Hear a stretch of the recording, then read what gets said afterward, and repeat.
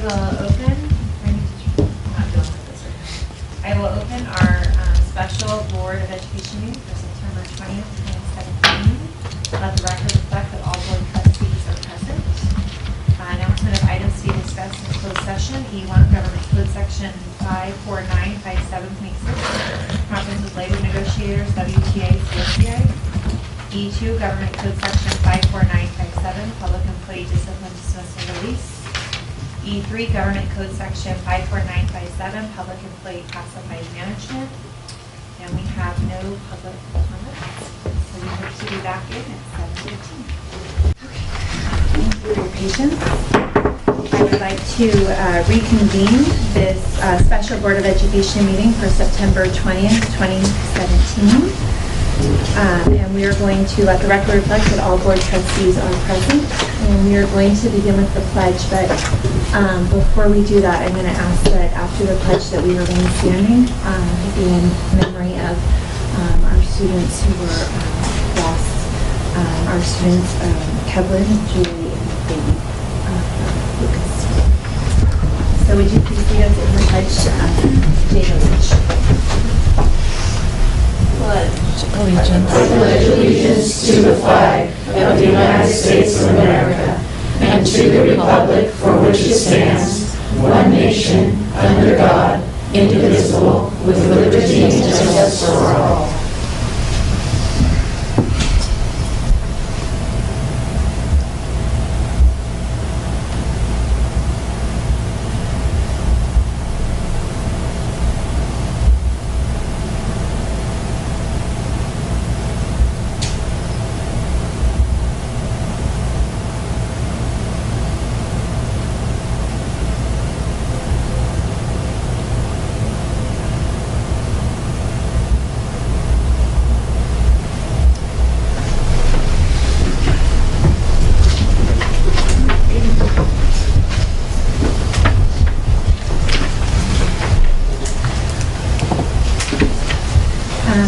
We have the approval, the announcement of actions taken in closed session. We have E1, Government Code Section 54957.6, conference with labor negotiators, WTA, CSTA, and direction was given. We have E2, Government Code Section 54957, public employee discipline, dismissal, and release, information was received. And we have E3, Government Code Section 54957, public employee classified management, information was received. And can I get a approval of the agenda? So moved. Second. Okay, so the motion was made by Board Trustee Akala, was seconded by Board Trustee Wong. All those in favor? Aye. I too vote aye. Thank you. Okay, so that takes us to our Student Association reports. And I think we will begin with you. Hello, my name is Jada Leach, the Student Board Member from River City. For you today, I'll give you a brief update about the schools in our district. To start off, Westmore Oaks, students and staff are voted on a new logo and they're very excited about it. Also, the sixth graders are going to attend Sly Park this year thanks to our superintendent, Ms. Luna. For Southport, they have started an after-school programs that will include Spanish, art, and cooking. They also had a Constitution Day last Friday that was welcome for anybody. Bridgewood Islands is having their annual PTO Fall Carnival this Friday, 5 to 7, and is open to anybody. On to the high school. River City High School had a rush week in the beginning of the school year to welcome all the students back. And for homecoming this year, it's October 6th at 7 o'clock versus the end of competitors. That's it for today. Great, thank you so much and welcome, Judah. We're happy to have you. And that takes us to the WTA report. And thank you, Ms. Bakery. I'll be speaking for Don Stopper tonight. Thank you, President Kirk Gonzalez, Superintendent, Cabinet, trustees. We would like to thank the district for your strong response to last week's tragedy. We have received numerous positive comments from our members who have said that both students and teachers feel very supported.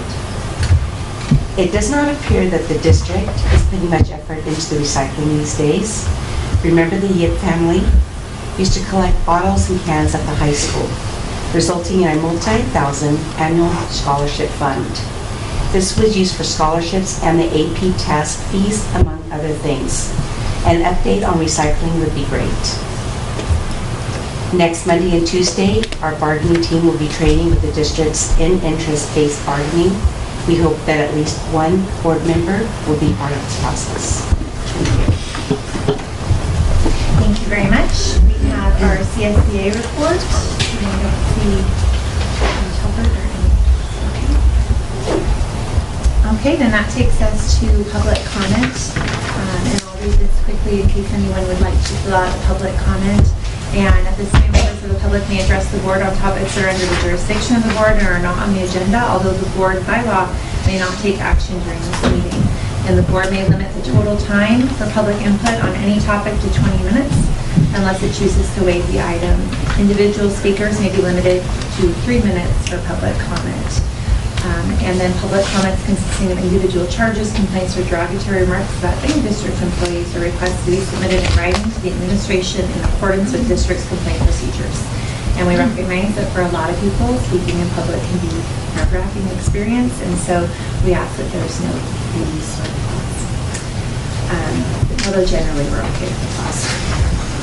Okay, and so at this time we have one public comment. If anyone else would like to do a public comment, we're kind of a tight space over here, but you can fill it out and give it to Ashley. And then if you would like to comment on an agenda item, we ask that you turn it in before the staff report. So we have Christina Villas. Oh, usually I'm at the end. Good evening, Madam President, Superintendent, and members. My name is Christina Velez. For those of you that don't know me, I have been employed with Washington Unified School District for almost 31 years as a school bus driver. 15 of those years I have worked at Alice Norman as a new duty supervisor. So safety of children was my job. I am temporarily at Stonegate as a crossing guard at Village Parkway, Bear River, and Reading Road. I am just amazed at how people can be so careless out there. My concern is the safety of those kids, and I just dread something terrible going to happen. I was going to go to the school city council, but I thought I'd come here first and let you know what I'm witnessing on a daily basis. And I know there have been crossing guards before me there that have had the same concerns, and it's not just there. Lake Washington and can't remember the cross street. I know it's just as bad there. I started Tuesday 2 weeks ago.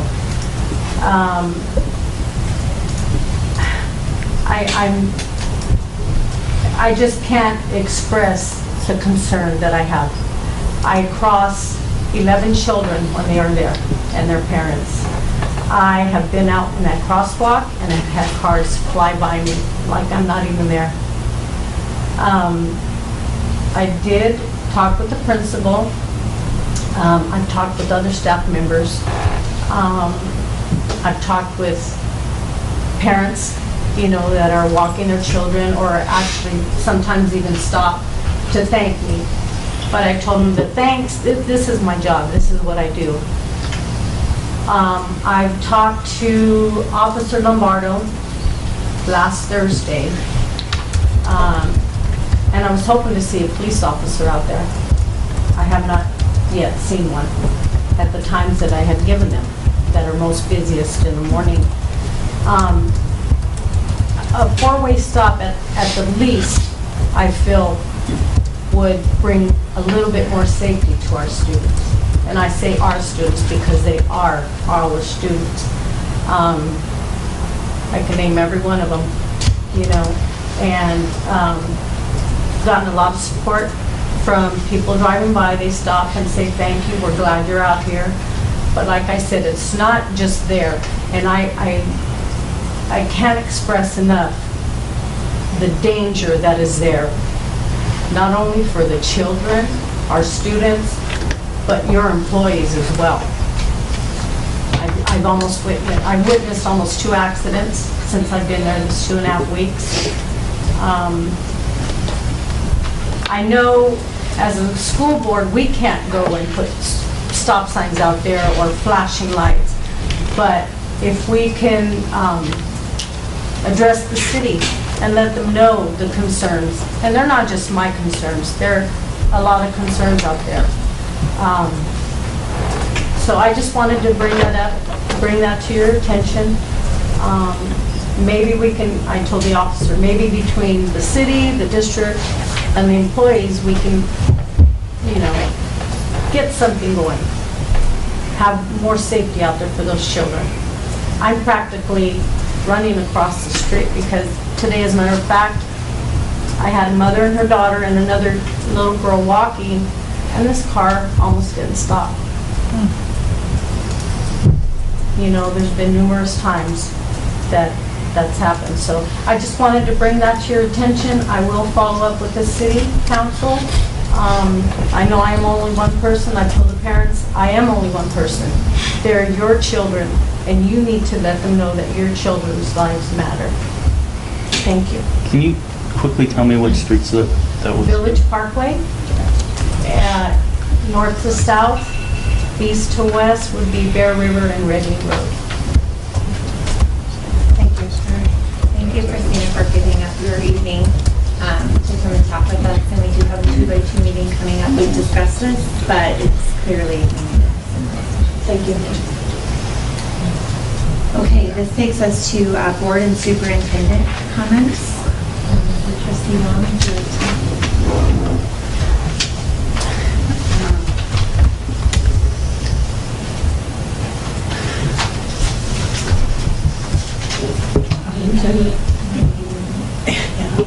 I'm sorry, I'm seeing all the beautiful faces today, and really appreciated us canceling last Thursday's board meeting, just because I've done crisis response in Oakland for several years and had never ever seen anything, had never experienced anything that we had experienced in this community last year. And I wanted to acknowledge how great this city, how great Southport, how great our public servants, our support staff, our cabinet, in 3 hours came out to support our community.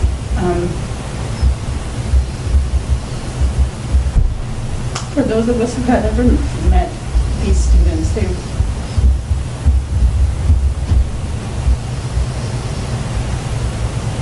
I wanted to appreciate the support that we also received from the mom community. For the mom across the river, even though we weren't part of Westacre, there was a larger kind of movement in Sacramento. I wanted to support City Council. Thank City Council. I wanted to support that support. I just wanted to thank everybody who actually wrapped their arms around this community of Westacre. I mean, there are a lot of things that we complain about. There are a lot of things that are divisive between City Council and school board, but I feel like we were able to come together as one, and I really appreciate everybody's hard work and heart, and just being there for our community for the right reasons, right, for our kids and to support our families. So I wanted to just acknowledge that, and it was just an amazing experience and a very much, for me, a very proud West Sacramento moment. And like I said, I think that the Hmong community was very appreciative and in some sense surprised that we were able to kind of reach out and have a larger reach for Ma Cheng and her children. So I thank you all for being there for our families, kids, communities, because this was an amazing effort by everybody in this room, everybody outside this room. Matt, for your leadership, holding it together, for all of us, for being that beacon. And I hope that you all take time, because it's gonna take time, and it's gonna take weeks, and you'll feel waves. And I want you to know that we're all here for you, whatever supports anybody needs. So that's kind of my update. I appreciate everyone coming out and making that a priority for our community, because we're here for our kids, not our families. And that couldn't have been more like true and did not resonate more true than on Thursday night when everybody on deck and all parts of this community. So thank you for Thank you. Board Trustee Akala? Thank you. There are only two items. One is I have here a workshop. It's a DACA renewal workshop, and this is for those DACA those DACA students whose status will expire on or before March 5th of 2018. It will be this Saturday, September 23rd, from 9 a.m. to 1 p.m. at the Sacramento Food Bank and Family Services located at 3308 3rd Avenue, Sacramento, California. And then I would also like us to remember the 21 school children who died in the Mexico earthquake. It was just a small moment of silence also.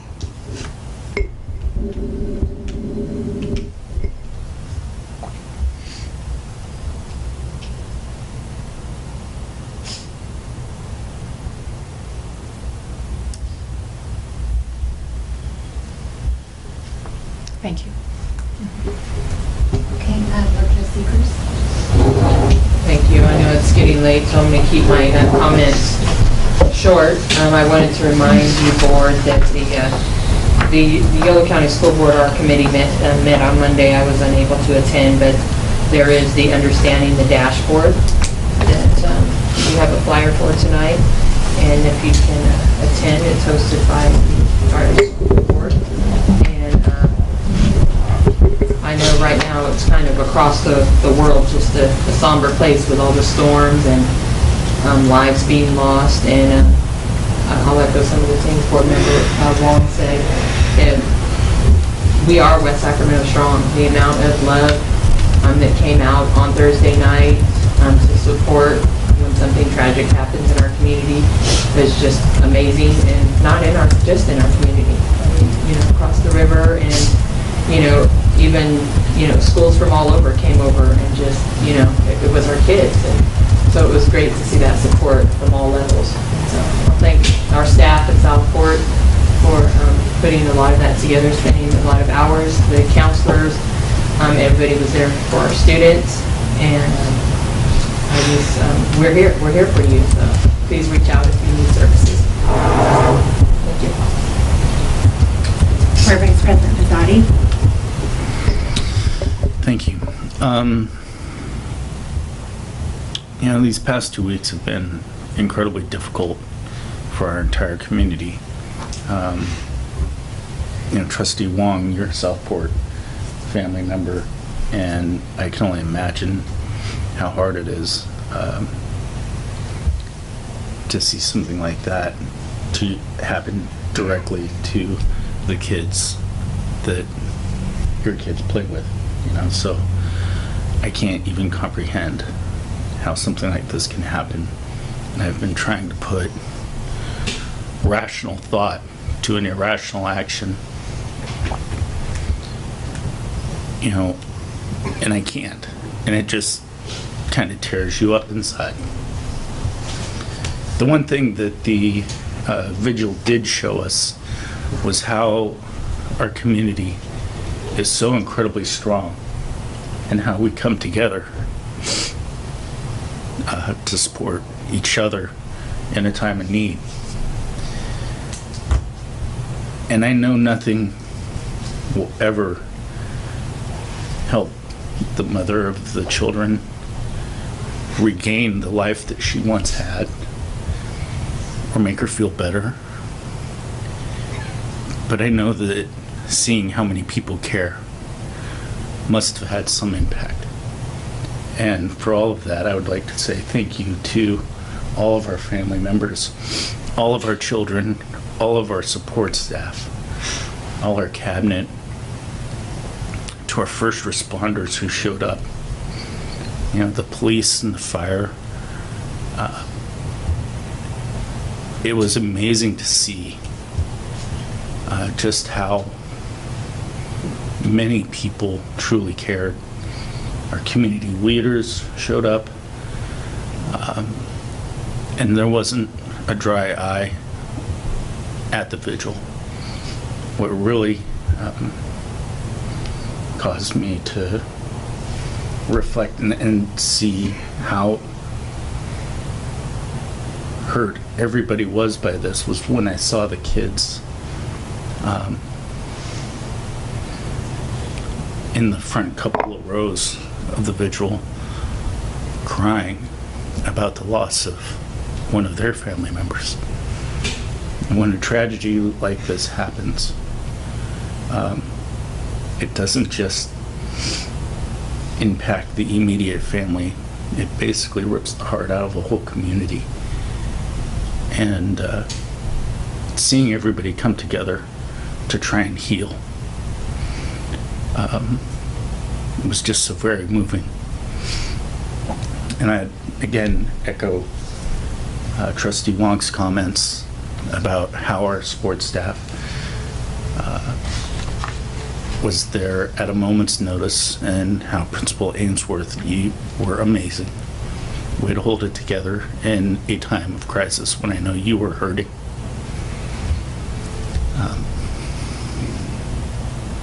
There's really nothing,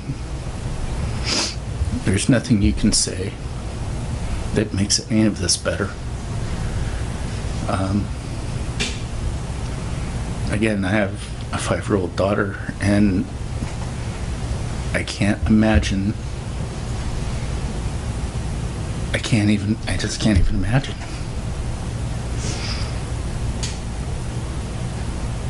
But anyway, I'd just like to thank everybody for all that you've done to make it better for the family.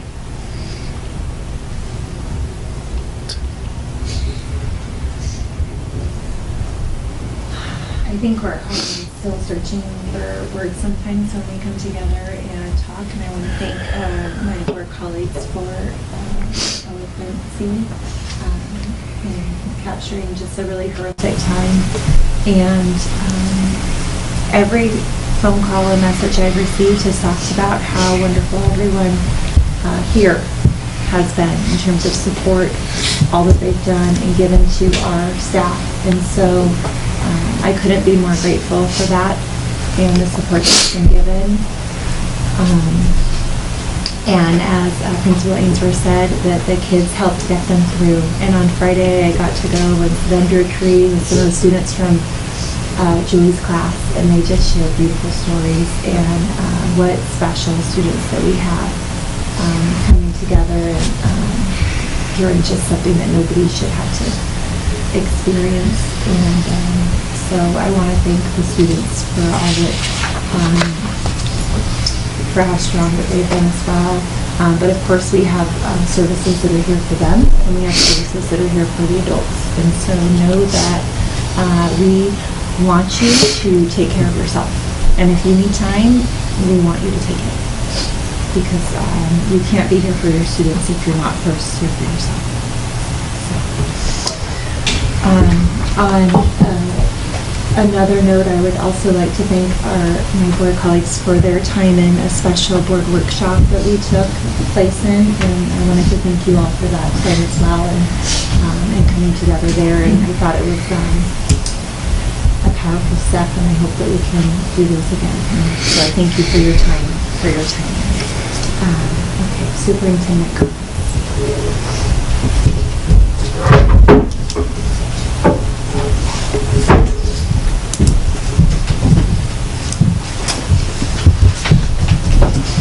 Thank you, President Kirby Gonzalez, Board of Trustees and staff and guests. This evening I have a very brief update about some things that are going on in the district. And since I have my back to it, I'm going to assume that my slides are in order. How about that, right? Okay. So the first one is about, I attended a band clinic, and it really brought back a lot of great memories to be able to go back to the high school and really sit through a clinic where the teacher brings in a special guest to work with the children. And that's always a great treat for kids. because you get to hear from other experts. Dr. Matthew Arau, you see the picture there of him conducting the kids, giving them pointers about their tone, about their skills and techniques. And so it's always great for kids to hear from somebody else. And of course, they're going to play better for that moment, right? Because they're hearing it from somebody else. But the best part of it was after band. He had student leadership from all of the band programs stay another period. And what Dr. Arau did was he did leadership with the students, and it was pretty incredible. I've never met Dr. Arau until that day when I went to River City's campus. And everything is just aligned. His PowerPoint and his program for leadership of students was very similar to the leadership training that we did this summer with all of our administration. He talked about growth mindsets. He talked about who do you lead as a student person in the band. And it was really great reflection. The kids loved him, absolutely loved him. This evening, Dr. Arau is on the board agenda under consent, because Dr. Arau is going to help our visual and performing arts program to get a clear articulation from kindergarten all the way through 12th grade, so that we have feeding into the high school from our VAPA programs in kindergarten through 5th grade, and then our 6th through 8th grade program going into River City's program. So we're pretty excited about that. He is a well-known clinician across the nation, where he works with different school districts and with different leadership and organizations. So we're really excited that he's able to work with our students and also work with our teachers to get true articulation of visual and performing arts. The second slide here of the College Promise Summit. In Sacramento, it was hosted as second annual College Promise Summit, where all of the community colleges came together in the state of California. So all of the chancellors were there, all of the presidents. And so I was very honored to be able to represent our school district. There were very few K-12 districts there, but I received an invitation because we have a partnership and an MOU with Sac City College right here in West Sacramento. And I learned a lot. I really learned a lot how much opportunity our students really have through community college. And I also learned a lot that they feel the same way that we do. Our parents don't know. And so they're asking for our help in K-12. Can you help us let our parents know what opportunities they have in college, going to community college? So it's called College Promise. There are a handful of school districts and cities in the nation that are actually doing a College Promise initiative. West Sacramento and Oakland are two cities that are actually leading it, not just as a school district, but along with the city. So we are on the map, and they're watching our kids. They're watching how many of our kids go to community college or state school or university system. And they just want to make sure that all kids know they have opportunity through the different avenues. So I was pretty excited to be there, learned a lot, especially about communication and with our parents. So we're excited to really roll out more parent nights at the high school to help get our kids into college. Thank you, trustees, for attending our back-to-school nights. We've had lots of open back-to-school nights on different evenings since school has started. So I am at Elkhorn, right? Mm-hmm. Okay. So I attended Elkhorn Elementary School, and you see a lot of technology being used on our back-to-school nights with our parents, which I think is really great, because they're showing what our parents, what our kids are experiencing in some of their lessons. Also, our dual immersion program is full and strong, and what I love about going into the dual immersion classes is that I really don't understand what's on the walls because they're all in Spanish. So our kids are truly learning the 90% in Spanish and the 10% acquiring the English language. So it's a really great program, and our parents are loving that. The other thing I wanted to bring out about Elkhorn is that district-wide we have a superhero thing going on, and it started this summer. And so you can see little pictures of how the schools are taking it into their own level. And at Elkhorn, they're taking it to the level of the kids, of superheroes. And what I wanted to show you here is that they're actually using it at the kid level about what superheroes do, and that kids are superheroes as well. So I just thought that was really cool. So the leadership is taking it to the student level and the staff level as well. Also attended Riverbank, and I just wanted to show a snapshot of Riverbank that they're taking what they did in summer school about academic conversations for English learners, and they're still continuing the same skills and the same concepts in the classrooms that they laid the foundation for in summer school. There's just another picture of Riverbank. I really appreciate Riverbank in that the teachers work together to do their parent presentations. And so they bring all of the families together by grade level, and then they're able to really have hands-on with the families when they do it in that way. And it just feels much more like a family by the grade level. So I really appreciate that about Riverbank. Also attended the Washington Middle College High School, and even though that picture only shows half of the parents that were there, our parents are coming out pretty full strong in that middle college program. A lot of support from the families, and so we're excited to start growing that program even more. Speaking about high school, yesterday I was with the math department and with Principal Moisage, as we are part of a grant. It's a 3-year grant that has to do with helping the achievement of English learners. So the acronym for it is CALI. So it's specifically targeted in our district for high school mathematics to help English learners achieve and access the content even more. So we already know that math is difficult for all students. We know that. It's not impossible because many of our students are math wizards. But for English learners, when you're trying to grapple with the language itself, we have to add more intensive strategies to that. And that's what our math teachers are going to be training with Principal Moisage. Dr. Parsons is also leading this charge, and Krista Koch, our English learner coordinator, that we're all just trying to support the work that the math department is trying to do at River City to increase the performance of our English learners. So they're doing some very good research-based strategies and instruction. So what really the crux of the questions is, what will change in the classroom? What will change for the students in their learning? And that's the base of it. And then how do we support that work with the teachers? So good conversations, and I think that it's going to really help with the transformation of not just our teaching, but also for our students' achievement. The next one I just wanted to announce that on Sunday, October 1st, over in Sacramento there, we have, oh, which one is it here? Oh, thank you, okay. There we go. October 1st, we have buses of students from Washington Unified attending over in Sacramento, opportunities for families to learn how to sign up for college, what kind of financial aid is available for them. Every year, we have buses of students and families that go, and it's not any different this year, so we're really excited about that. That has been advertised for the past 2 months, not only on Constant Contact, but River City has been putting that information out as well.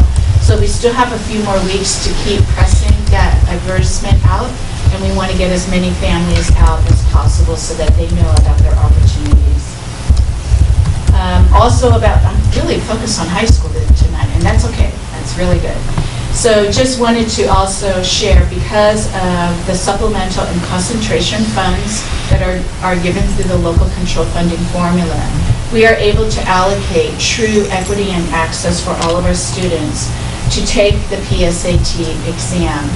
And many of our students, not just our students, many students tend not to take it because they don't feel like they are ready, or maybe they're not sure if they want to go to college or how important it is, or just pure procrastination.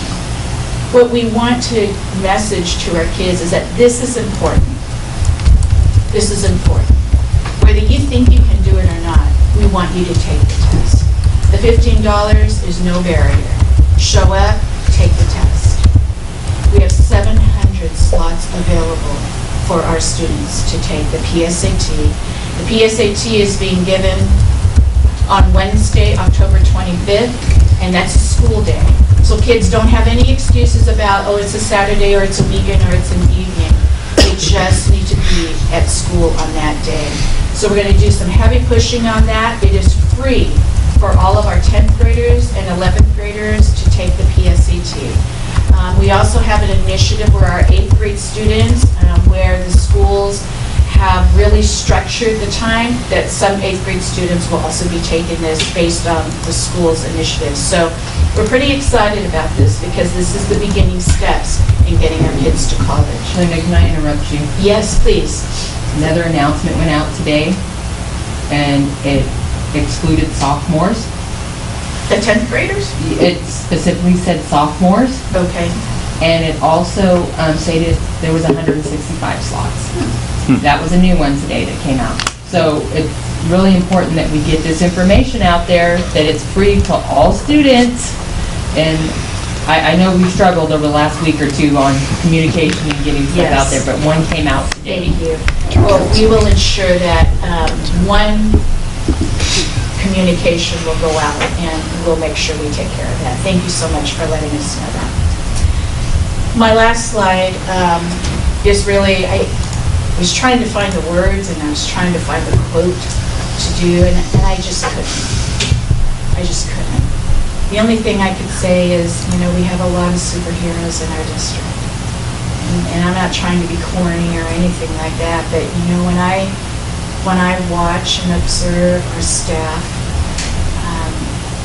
really kick it into gear of what they really are capable of doing, it's amazing. And words really cannot express how incredible our staff is, how incredible our community is when we all come together. And that's the real point, is coming together.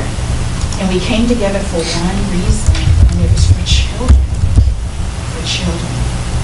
And so I just want to give a shout out to Southport as well. Our principal was a real champ. He was a champ. There's no other word to describe that. And the rest of the staff, just incredible. Our student support services, incredible. So I just want to say, you know, take heart, lead with our heart, and let's stay focused on our kids. And we will always be there to support.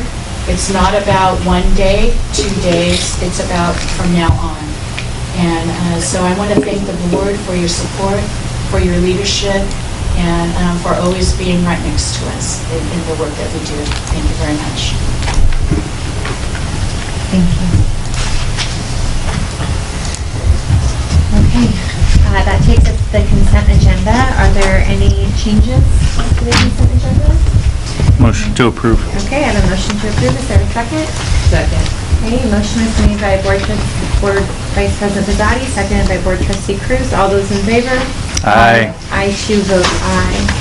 That takes us to N1, which is Washington Unified School District Strategic Plan. Again, Superintendent Linda Lynn.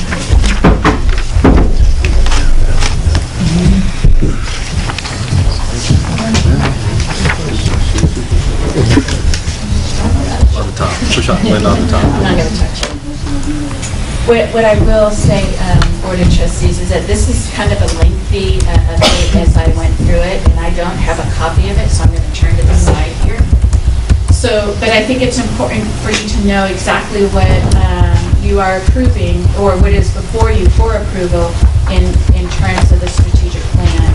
The transmittal for this particular agenda item later under action is part of the slide specifically, but I think it's really important for the board to see in phase 2 of the strategic plan, it included the work of staff. So the phase 1 of the strategic plan was about all the different stakeholders of the community of Washington Unified School District represented in some manner. and pretty much all of the board members attended in some manner that phase 1 part, where we talked about crafting the mission statement, crafting our parameters, crafting our strategic objectives, specifically having to do with student achievement and our parent engagement. So this part of the strategic plan is how are we going to accomplish that? And we had the experts figure out those plans, the experts being the staff, the teachers. We had classified staff as well. We had administration. And so the work ahead and the snapshots that you're going to see tonight comes from staff. This is what needs to be done in order to achieve the objectives and the goals of our strategic plan. This is just our mission statement. And so in looking at the mission statement, what we wanted to make sure is all of our action steps that the teams have identified must reflect our mission statement.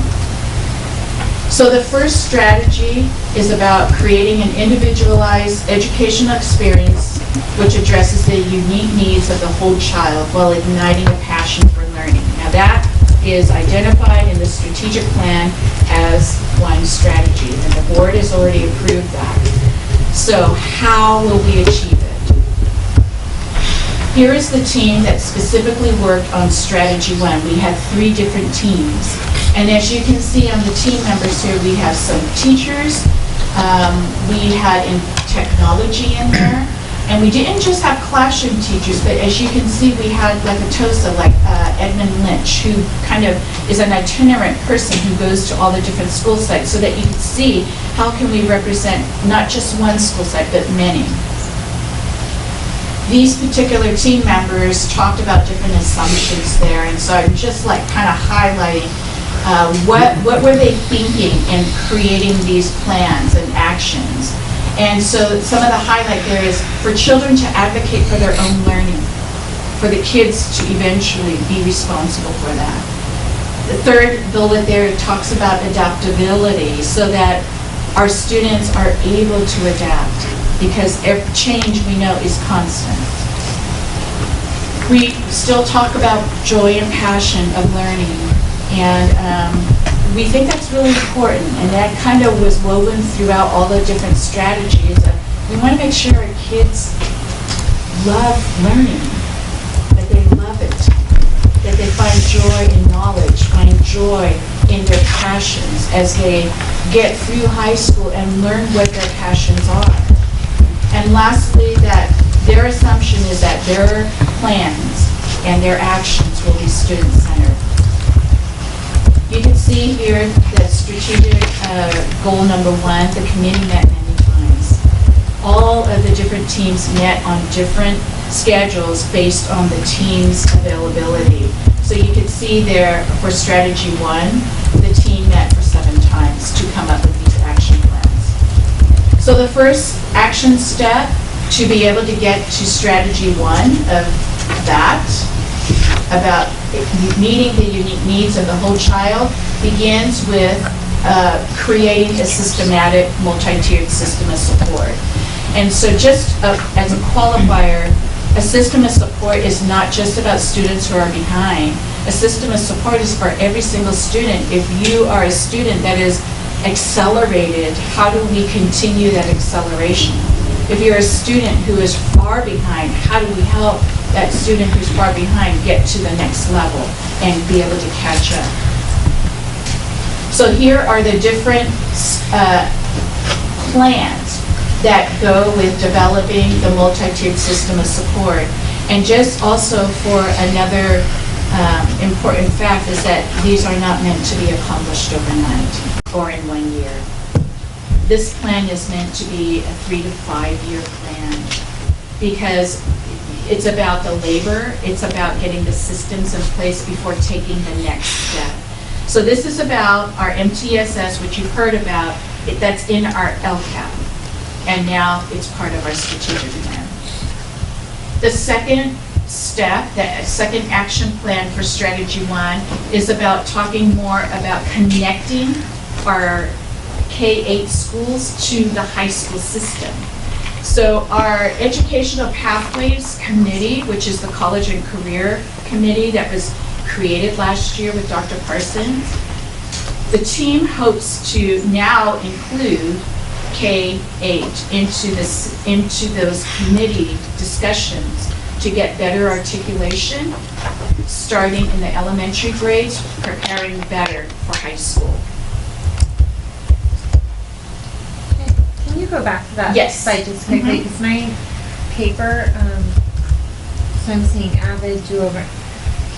My plan looks different. Is yours? The PowerPoint is different than, Oh, yeah. okay, okay. The transmittal is for the public just to know the different parts of it. Okay, I kind of cut perfect. mine shorter so that it doesn't have to include all of that. These are just so each of these has a plan to, and the steps to accomplish each of these plans. So the Educational Pathways, TK through grade 12, actually doesn't have just 3 mini plans there. They actually have 5. Okay. So you see why it has to be a 3 to 5 year plan. And it's not that it can be changed and modified as we move along on the plan. This is to give us guidance of where to begin and where we're moving towards. Strategy 2 is about our professional practice. It's about what is professional practice in Washington Unified School District. And so this particular team here, you see it's different people. We had outreach specialists there, we had a school secretary there, we had administrative secretaries, and we had a principal. So you see we have various perspectives on how do we really put in a system for professional practice and support in our school district. So the first action plan and action step for this particular strategy has to do with establishing protocols and systems so that we are responsive and that we are well planned ahead of time. So here are the steps to get to that over time. The second plan on achieving this strategy is about protocols and systems for onboarding procedures. So onboarding was kind of a new thing for me, but I guess it's a pretty typical term about onboarding. And so there's different ways of doing that when we bring in new staff, because we want to retain and maintain good, high quality and qualified staff. So how do we do that along the way? Collaboration, mentoring, coaching is the key in an educational institution. So you'll see some of those key words in here. Making sure that we really have a system in place. Oops, sorry. So the fourth one there is important. We do have mentors for beginning teachers in their first, second year of their credential. But we're talking about along the way throughout their career here in Washington Unified. The third plan here is about developing and training staff as things change. Public education is just notorious for constant change, right? And so we want to make sure that while education is changing in California particularly, that we are keeping up with the training as well to help our staff to be successful. The team talked about core competencies, helping, having tools and catalogs, and the board has approved the system Edivate so that we can start tracking our professional development and then differentiating our professional development based on the needs of our staff. So we're looking into a pretty systematic approach over time.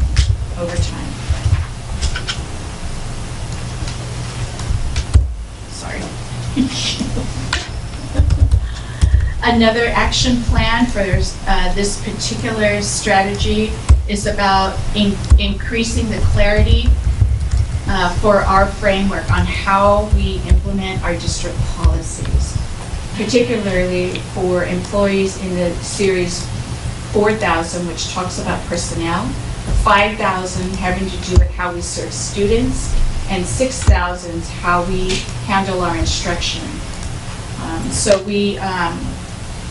We believe that as the board approves policies and regulations, that it's our job to implement those for the board and ensure that our children receive the rigorous instruction, receive the support that they need, and our staff as well.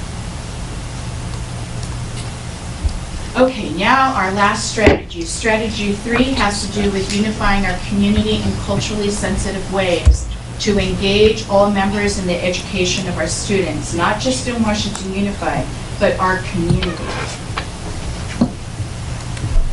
So here is our team. And Mr. Campos, who is a community leader here in West Sacramento, was unable to make this evening.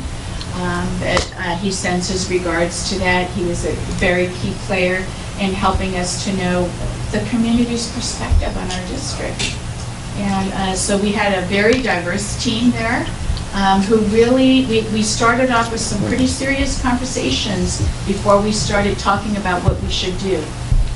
Some of the conversations in our process was about our current culture. The other conversations had to do with intent and where the gap is in people's perceptions of us. The other thing was to define and figure out, what do we really want to focus on? What does it mean about culturally sensitive ways? What does it mean for us to align that parent engagement and the cultural sensitivity into academic achievement?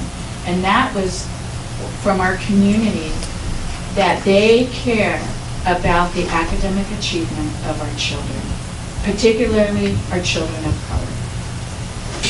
So the 3 areas that we want to help our community to focus in on and support the district with is early intervention, to really help our kids in preschool, TK, kindergarten, first grade, to get whatever their needs are met at that early age so that they can have a more successful journey along their educational career.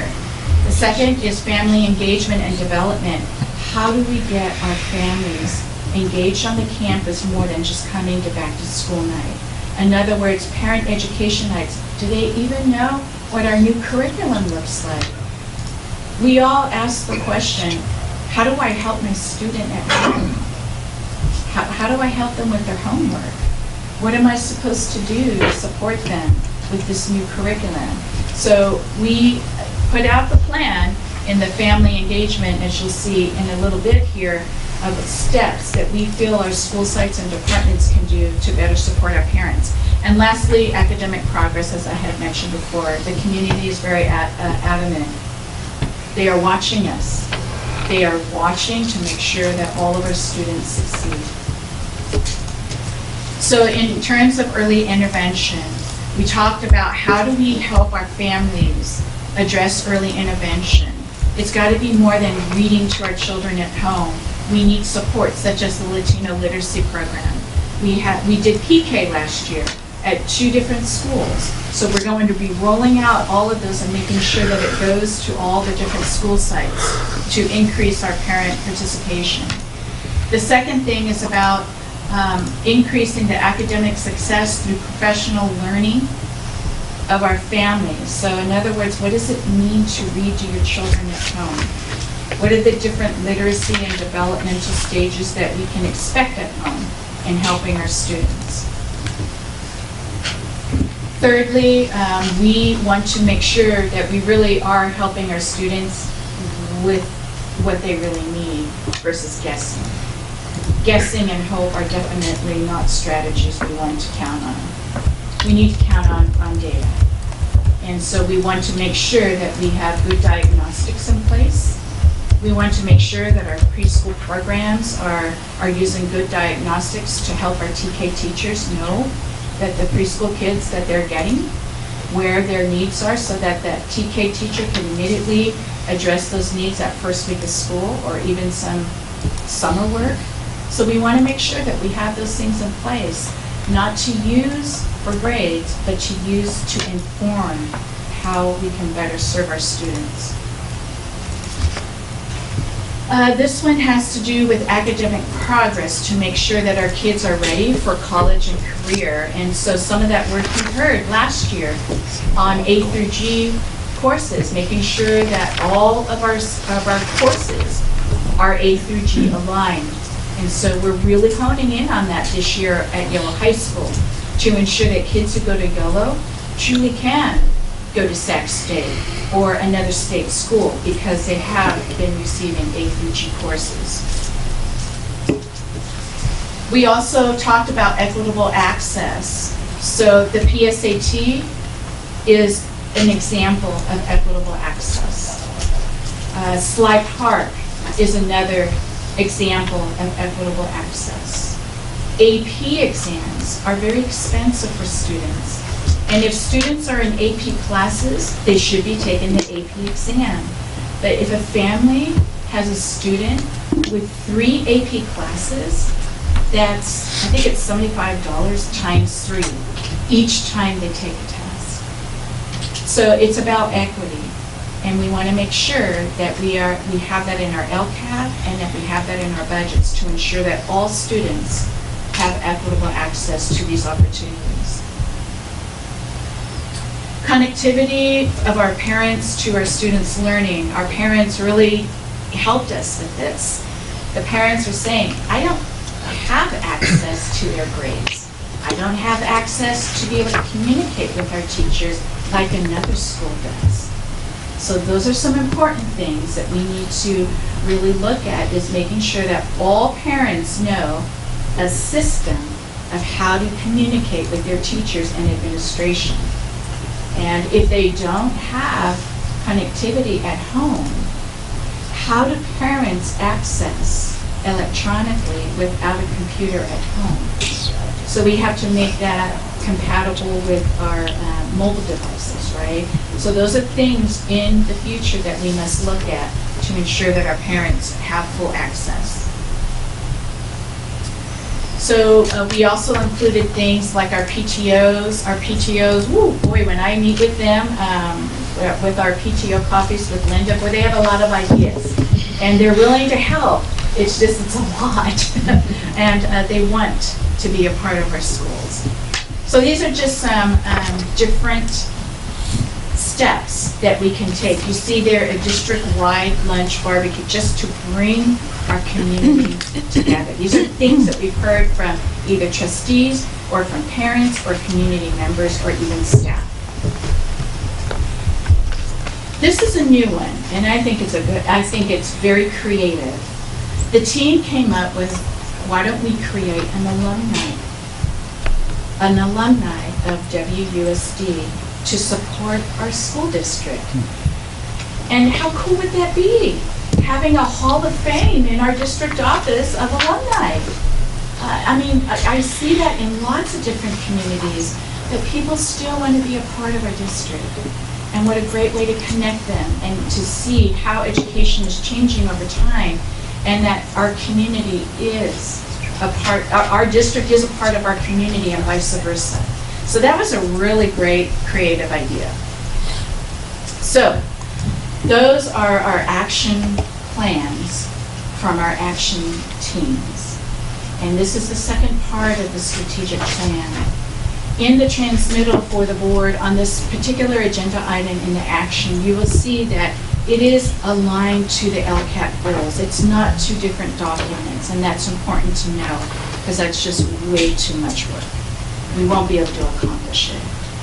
The way we see it is the strategic plan is the why and the purpose of what we do.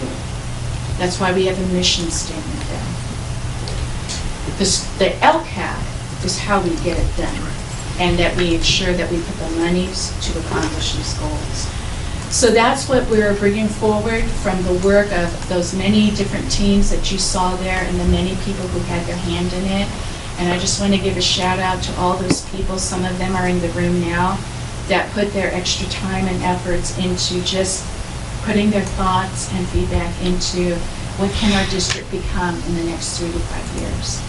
Superintendent, so 2 members of the Strategy 2 team are here, Tammy Hines and Elizabeth Malone, and they actually prepared something to say to the board just real Oh, quickly if about that the would work be we did okay in to strategy do too. Absolutely. during our presentation. Thank you. They had an adventure here this evening because whoever lined them up to come here this evening That was you. sent them to City Hall. City council. Yeah, so, Yeah, yeah. please, we would welcome that. Thank you. Good evening. Present to city council? You present They could have. Good evening, Board President Kirby Gonzalez, Board of Trustees and Cabinet. My name is Tierney Hins. I teach 4th grade at Southport. And I'm Ellie Leon, Outreach Specialist. We were both on the strategic plan team, as Ms. Luna said. We were on the team that focused on the onboarding of new staff, internet housing of common procedures, and having a uniform process for change. So we were most excited about the new onboarding process. We wanted to make the life of new incoming staff more successful. So we interviewed principals, assistant principals, teachers, new and established, and classified staff. We gathered data and drafted onboarding checklists. Administration and staff that way would be able to work together using a predetermined set of conversations and tasks to make the transition into their new position more successful. We enjoyed the opportunity to work with the HR department and business services. That guy. I'm sorry. We found the experience to be extremely valuable and look forward to the positive impact of the work that we recommended.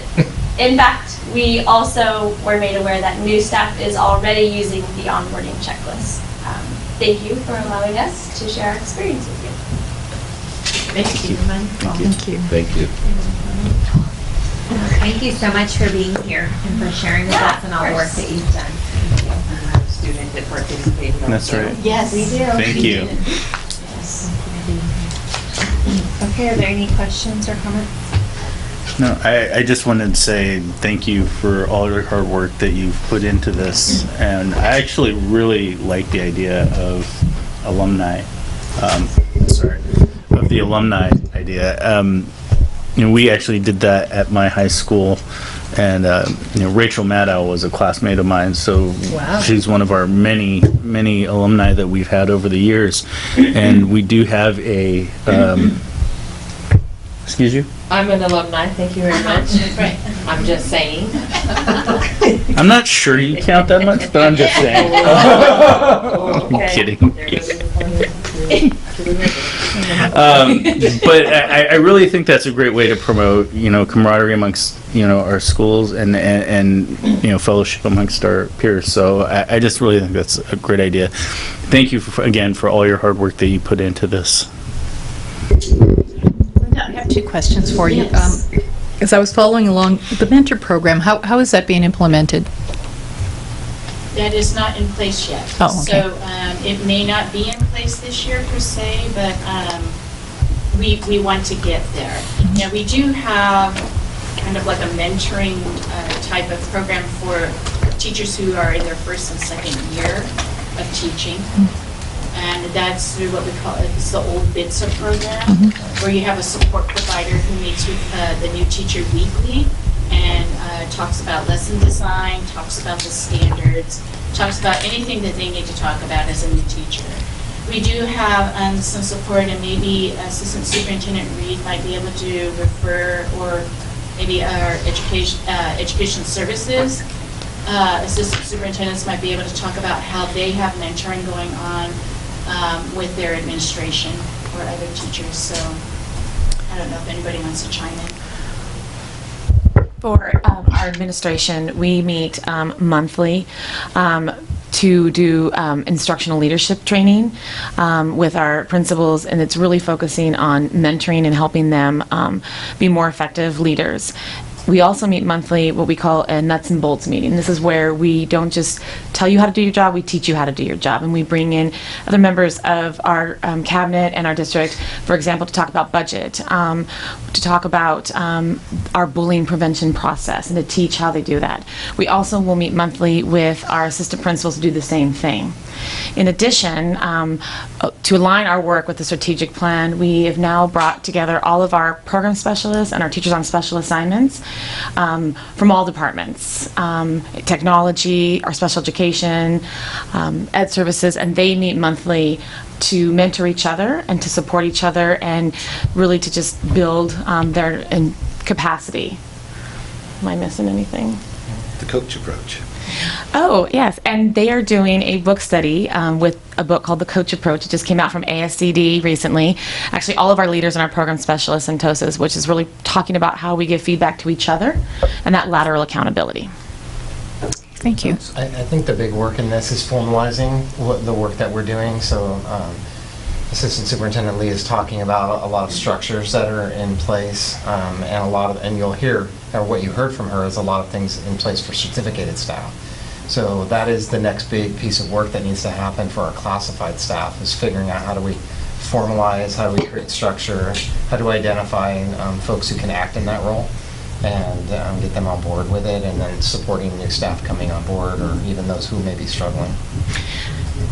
And in addition, for some of our classified staff, I meet monthly with our librarians, and we do mentoring and support. We brought in Follett to do some training about how to better track our books and support our teachers, and they do some training with each other as well.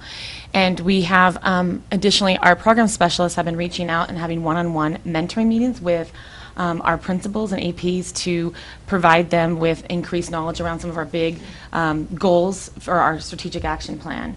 And we have 3 teachers on special assignment who have each identified at least 4 teachers that they are coaching and mentoring and supporting. And it's ongoing. It's not just a one-stop wonder drive-by. They go regularly to these classrooms.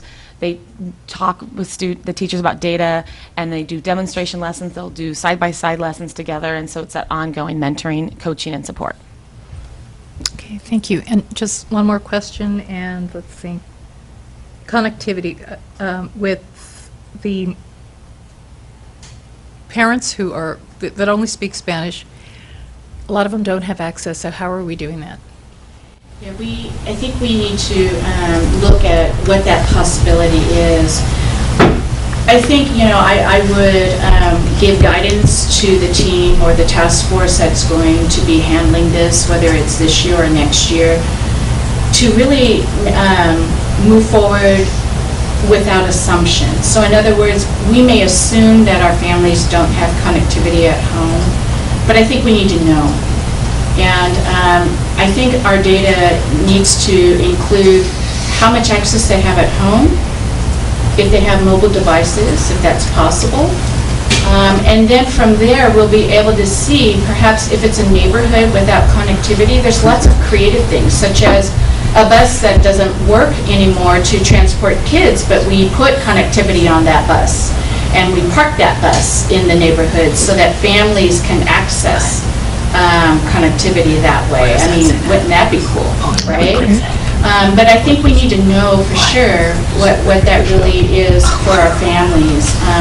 And we also need to make sure our systems are friendly, right? And so we're really working on that, and also making sure that we're translating everything. We're doing better at that, and I think our district is doing a lot better in making sure that our Russian population and our Spanish-speaking population really is having full access. And so and not just on handouts, but on our website and other areas where families can access. So we're working on that, and that's what we mean by connectivity. They need to be connected to our schools and to the people who serve their children. Thank you. And if I might add into that, as a reminder, as part of our LCAP process, the board approved the additional translators for Russian and Spanish, and then additionally, based on our data, you also approved an additional homeschool liaison for our Afghanistan population. Thank you. And Superintendent Luna and I went to River City, was it the Fellowship of College Night, and they had Russian interpreters and Spanish interpreters, in the back of the room, so nobody was left out, so that was good to see. Very good. Okay, my quick piece just to clarify, so will these teams stay in place to continue working out these plans as they go 3 to 5 years? Yeah, I think it's important for the board, once this is approved this evening, I would like to have a Gantt chart created for the entire strategic plan so that the board will get periodic updates of what has been accomplished, what is in progress, and what is in the future. I think it's important to have that at least twice a year so that you hold us accountable because you've approved this and this is what we believe is going to help our children. And if something is on the plan as we start to get into our work, if it's not appropriate anymore, we would bring that to the board through those reviews and find out if we need to make some revisions. But it's meant to be a living document where we can revise along the way. But we don't want it to sit on the shelf. We really need to accomplish this. Yeah. Thank you. I thought about that specifically when I look at igniting and pursuing their passions, and then exactly, church, what does that look like? How do we know? And that was one that was my sticking point. Can we also get a copy of your email of your presentation, since some of the language was different, like result statement versus action step? Yeah, sure. Absolutely. Okay. Thank you. Okay, so that takes us to exciting stuff. Okay, N2, which is the city solar debt service participation with Superintendent Landsberger.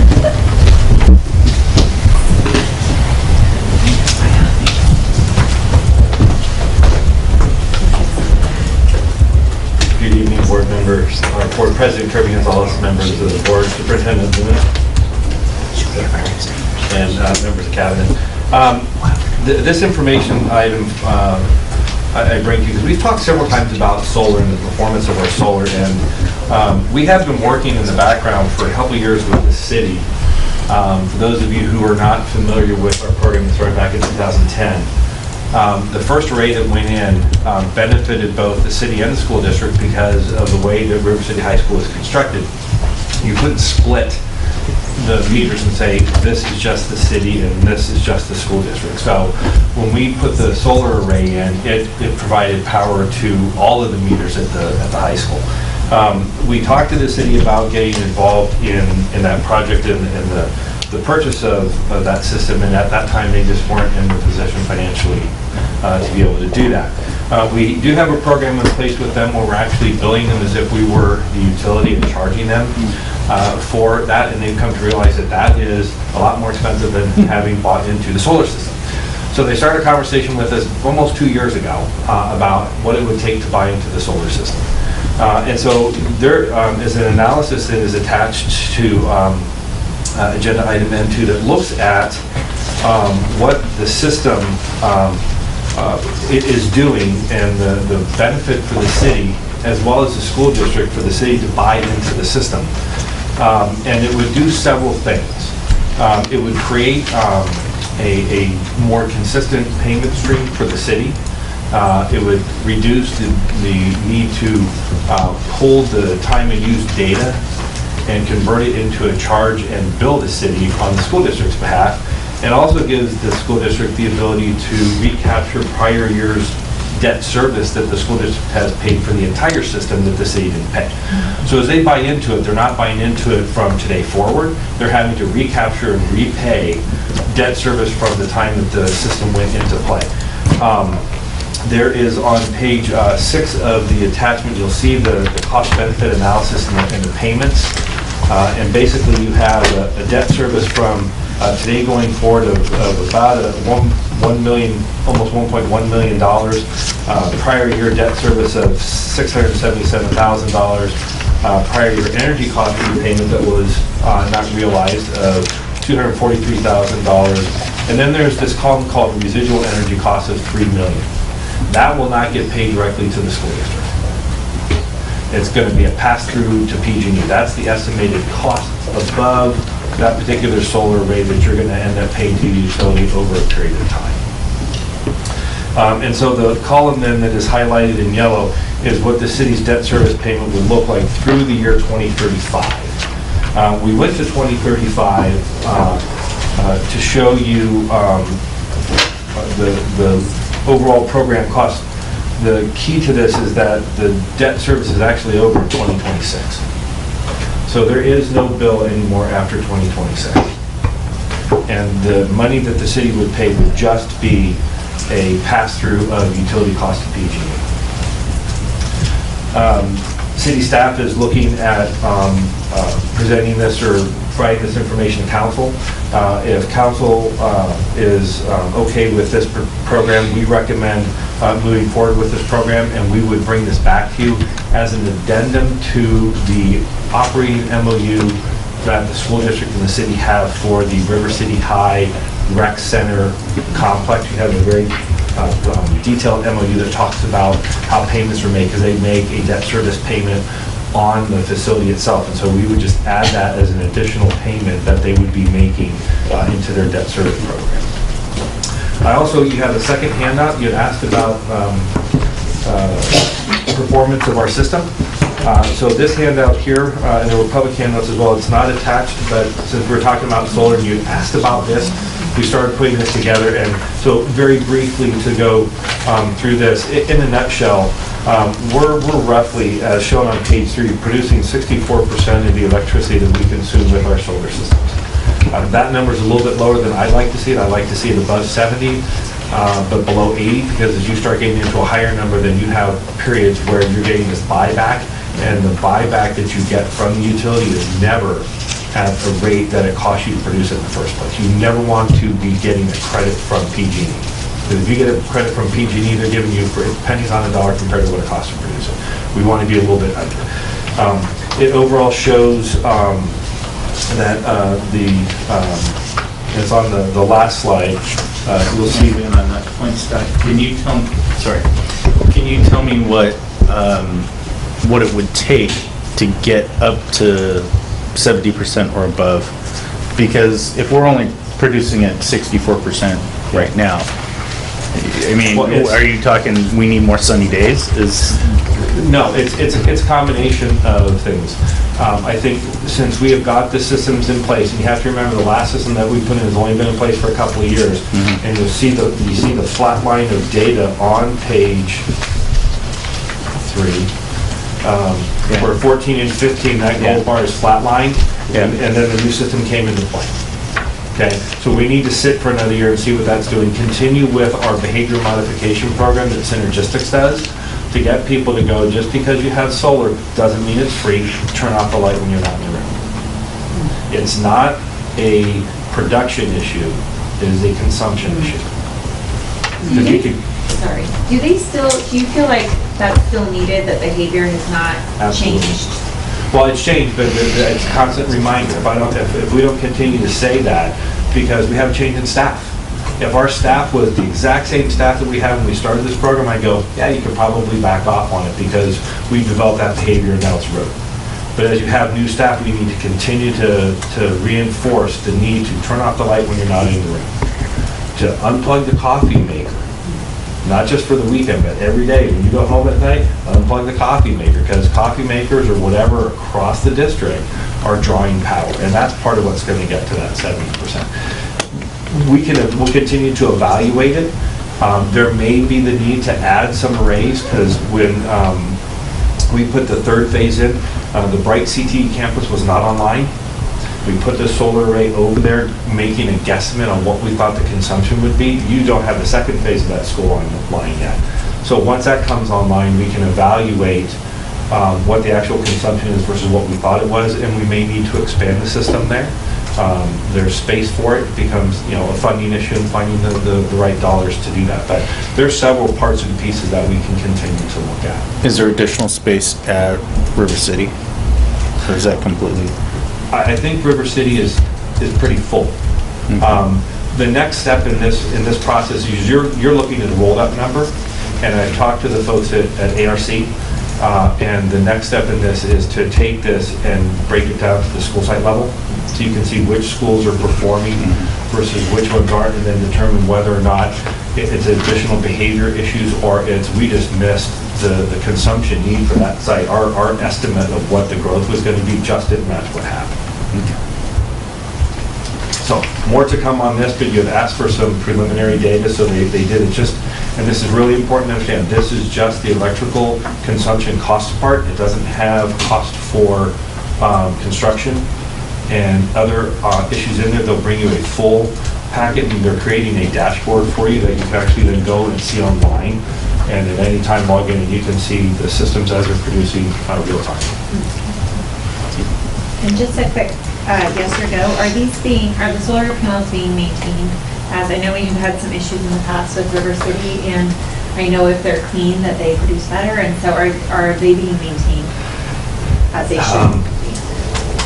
For the panels at River City, they now are, because the original contractor, as you know, went bankrupt, and we had to wait till liquidation proceedings completed with them before we could remarket the warranty, because if we remarketed the warranty, it would have been looked at as an asset and we got pulled into the bankruptcy proceedings, and we didn't want to do that. So we let them completely liquidate. Borrego Solar is now monitoring that system, and they are cleaning it. It was out of the line the other day, and I noticed it, and we called, and they came out, and there was something going on with that tracking system, and they repaired that. That's part of their contract. I can't say specifically for the ones that are in the second phase, because that's not at this site, but I know for the district office site, I've seen the company come out and they're cleaning the panels, and they do them quarterly, so they only do them 4 times a year. It's really hard to tell whether or not we're getting 100% of the production of the system, because the way they gauge is if the system is producing at the benchmark that they thought it would when they put it in, then it's at 100%. Even though the system could produce 10% more than that, if it's at that benchmark, they consider it to be at 100%.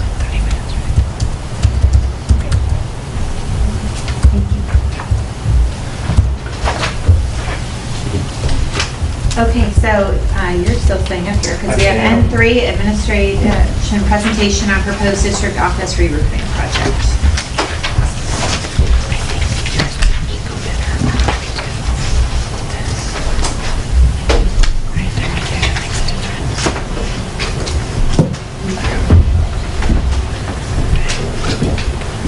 So, yeah, I'll try to be as quick as possible. We talked about the status of the district office and the roof and work that needs to be done there. So an executive summary was provided a few weeks back that talked about the basic conditions at the site and work that needs to be done. So very quick history of the campus. This building section right here to the right of me was built in 1940. And they had parts and pieces added on, because you have a raised section of the campus, and then everything is concrete slab. The concrete slab work was done somewhere in the 60s. Last modernization on this campus was done in 1998. That's 20 years ago. Since that modernization, there has been very little work done here.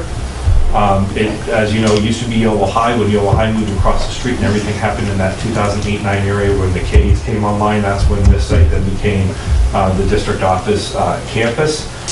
Again, since then, very minimal work. We have done construction of the solar array, we did the parking lot, and the Caesar Chavez classroom. But besides that, there's been very little capital improvement done at this facility.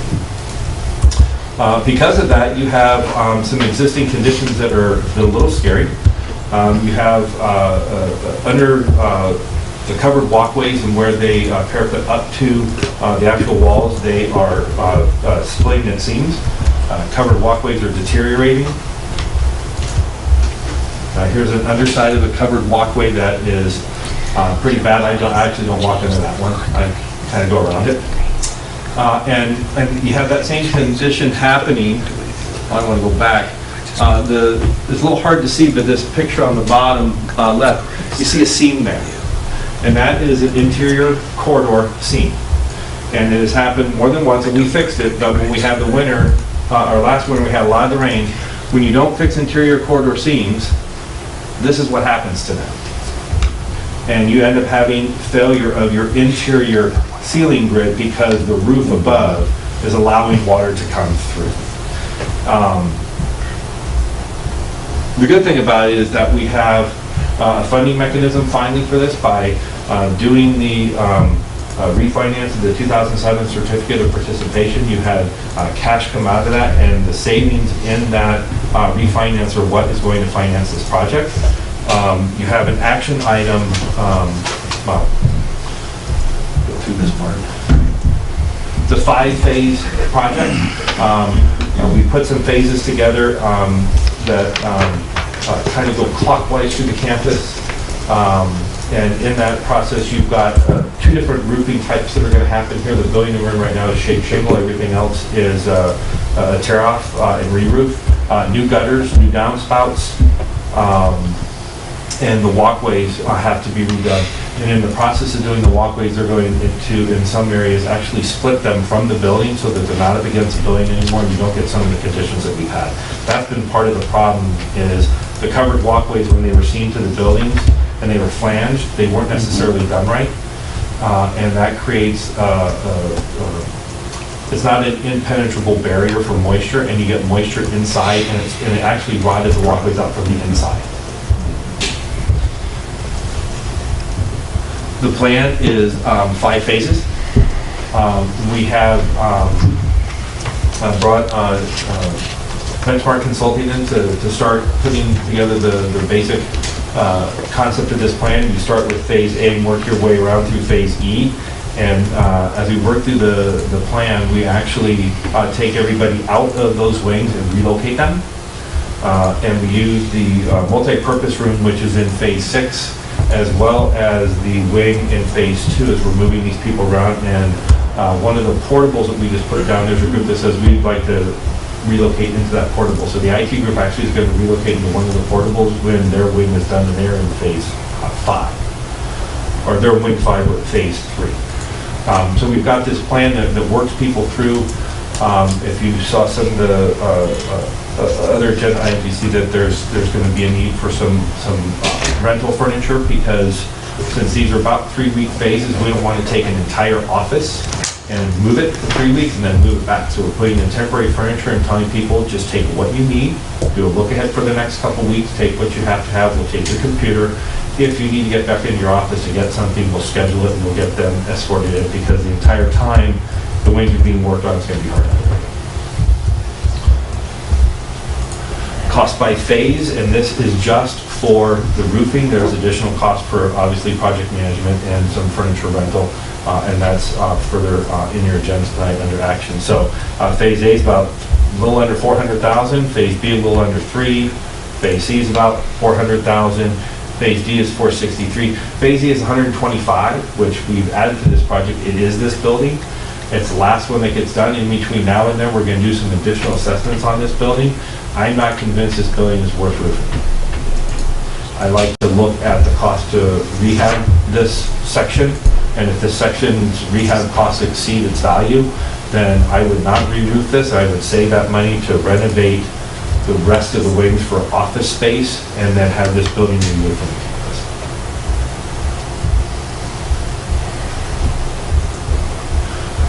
Again, as we move forward, we go into swing space. We've identified the swing space. We've done some layouts by knowing how many people we have to move in each group. Swing space, like I said, is temporary space. We've already coordinated with MOT and IT as far as moving furniture, relocating the phones and the computers, and putting in a temporary network with NMC to drop lines so that the basic computer functions everybody has won't be any different. They'll just be in a temporary office setting. And as I said, rental furniture it's from court. It's a little less than $3,000 for the entire project. So in conclusion, you're really looking at a facility that overall it's an asset of the district, and we do have the responsibility to take care of it. It does have value, and so then it's a recommendation of my team that the project move forward. We believe that the plan that they've put together by Dan from Benchmark and the MOT and the IT folks is attainable. and the project cost is reasonable. It's under $2 million for everything, and it re-roofs the entire campus, and we wouldn't have to look at it again, with the exception maybe of this building, for 20 years. It's a 20-year roof. And again, there's an agenda item under action for the contract with Madsen Roofing and the contract with Benchmark Consulting to do the project. I'm sorry, did you say the expected completion date? February. If the contract for Madsen is approved, we move the first group out next Friday. My question would be, who would make the determination if this building here was worth putting in the roof? There was a cost benefit. Would that be the roofing company? Who would do that? No, we'd have an architect come in, because it's not the roof, it's the renovation of the building as a whole. Yeah. And so we would look at what would the cost be to renovate this building versus the cost of removing this building and spending that money elsewhere. And that analysis would be brought to the board for consideration. Ultimately, it'd be the board's call. Okay. I just wanted to make sure that that wasn't somebody who would be coming in with a bias because they want the roof. Okay. So this will not happen. This building will not happen until that happens in terms of if a roof. Yeah, we're going to do the analysis, because this building is the last phase, which gives us the time to do the analysis first, and then before we put a roof on this building, we'll go, does it make sense to do that? And then we'll bring that analysis to the board and let the board give direction on which way we want to go. Well, it's exciting. To me, knowing the way that we were able to finance this is exciting, and that it's clearly needed because it's gone too long without. We want staff to be safe. We want you all to be safe. All right. Thank you. Okay. So that takes us to N4, the Sunshine of Washington Teachers Association. Washington Teachers Association proposal to Washington High School District regarding Article 5. Transfers, Article 11 leaves, Article 12 safety, Article 14 duty hours, Article 16 class size, Article 17 compensation, and Article 18 benefits. Assistant Superintendent Michael Reed. So this is simply an information item this evening. At the next board meeting next Thursday, we will hold a public hearing for the sunshine presented by the Washington Teachers Association and an acceptance of their sunshine proposal. Like was said earlier this evening by Ms. Gregory, we're excited about the training that we're all going to receive next week on interest-based bargaining as a new methodology for working through and problem solving together as a whole team, and coming out with some good results that will help us move our district forward together.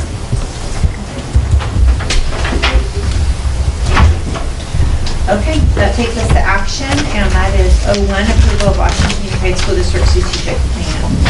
The action plans that was presented by Superintendent.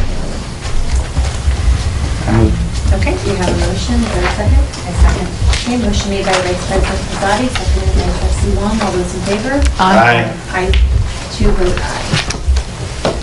And that takes us to 02, resolution 1718-03, and this is recognizing September as Attendance Awareness Month. And this will be a roll call vote after this. So moved. Okay, do I have a second? I second. Okay, the motion was made by Vice President Pizzotti, seconded by Board Trustee Cruz. All those in favor? Oh, no, sorry. Roll call. There's roll call vote. So I will vote aye. Board Trustee Cruz? Aye. Vice President Pizzotti? Aye. Board Trustee Wong? Aye. Board Trustee Akal? Aye. Okay. And that takes us to 03, approval of contract for service with Madsen Roofing Incorporated and Benchmark Consulting Services for the district office roofing project. So moved. Second. So, motion was made by Vice President Pizzotti, seconded by Board Trustee Cruz. All those in favor? Aye. I too vote aye. That takes us to board governance, T1. Second reading approval for board policy and administrative regulation series 4000. And Assistant Superintendent is Michael Reed. All right, you remember at our last board meeting, we did a first read of the 4000 series, the 400, and the 4300 series. And the one item that we did some reworking on is on inside of your packet. It was Board Policy 4356.3. It was a discussion about reimbursement of employee personal property, which may be stolen or intentionally destroyed or damaged while being used for work-related purposes, and whether or not the board would authorize such a repayment. We are recommending the addition of the line, or a line that says, administration may address individual occurrences on a case-by-case basis. Other than that, the 4,000s and 4,300s were untouched or non-edited. All right. Let me take a motion on this. Okay, so can I have a motion? So moved. Second. Okay, so motion made by Board Secretary Paula, seconded by Vice President Pizzotti. All those in favor? Aye. I too vote aye. That Aye. takes us to P2, second read and approval of the Board Policy Regulation 6154, homework makeup work policy. Assistant Superintendent Everly. Good evening, President Kirby Gonzalez, trustees, staff, and guests. Based on our discussion of our first read and taking into consideration the feedback from the homework committee, some changes were made to reflect adding that the board recognizes meaningful homework assignments, but the assignments are brief, and that to be effective, homework should not place an undue burden on students, families, or teachers. Language was added to include differentiating into the homework policy, and that parents and guardians are encouraged to communicate with the teacher if the student is not able to do the homework or if there's challenges or questions. Attached is also the administrative regulation, which, based on feedback, has eliminated the time allocations, and that there's the responsibility again of the parent to reach out if there's issues, challenges, or confusion. Any comments? Board of Trustees, the only thing that I would ask the board to remember is that this year, Dr. Parsons is working with secondary teachers to determine calibration of grades. And so that may have the board come back and review this particular policy for secondary education to determine whether homework is part of grades as they get closer to graduation, and how finals and all of that work into the grades. So we suspect that the board will come back to review this again, but for right now, so that we can start implementing some consistency in our homework, we would ask that the board consider moving ahead and coming back to that in the future. Additionally, I also wanted to draw your attention, I apologize, for administrative regulation number 6. Feedback that was really important in the committee is that the loss of recess shall not be a consequence for the lack of homework completion. And that is on? That's the administrative regulation, the first section, number 6, item 6. Oh, thank you, sorry. Perfect. My only feedback would be maybe could that or should that be added to board policy? The recess would be not lost. Is that the direction of the board? Is there any other feedback with that? That small change in the I'm fine with that. Because there's clearly other consequences of not having your, not being prepared with your homework, but I don't think recess should be one of them. Okay. That change will be made. Thank you very much. So that was the second read. So with that change, can I actually have a motion? So I'll make the motion to add the not having a loss of recess to the board policy. Second. Okay, and all those in favor say aye. Aye. Thank you. All right, weird. We're on a roll So now. that was as modified. As modified. Because you were making a motion to approve number 6 and not actually approving the regulation. So we approved the regulations as modified. Thank you. Okay. I wanted to clarify. Okay, thank you. Thank you for clarifying. So that takes us to P3, which is the first read of Board Policy Administrative Regulation Series 4000. And that will be with Assistant Superintendent Michael Reed.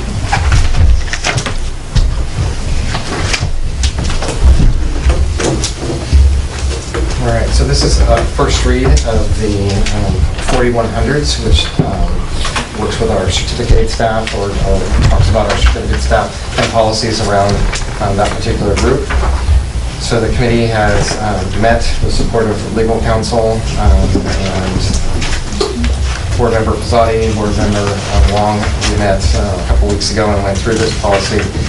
There, in your handout, there's a couple of sections that are marked with red ink, and these are areas that the committee wanted us to go back and do some work on, so we can focus in on those areas, and then any questions that you might have based on the recommendations that are listed on the 3-page cliff note version, I guess we would say, of the areas that we talked about in general. So, would you like me just to go to the red areas, or? No, I think we did a lot of the work, and this completely reflects my recollection of it. What about yours, Trustee Wong? Yeah, I agree, but I don't know how do other board members proceed? I personally think this is a really helpful tool. Yeah. I'm so appreciative of this, and I would say if there's any place that a board trustee would like to go, then we go there. I only have one place where I have a question, so I don't see the need to go through all unless you have that. I'm fine. Are there any you want to go through? No. We're good. On to you. Well, I'll do mine and then we'll come through. I only had a question on page 122, which is the transfers for involuntary. I see the voluntary transfer had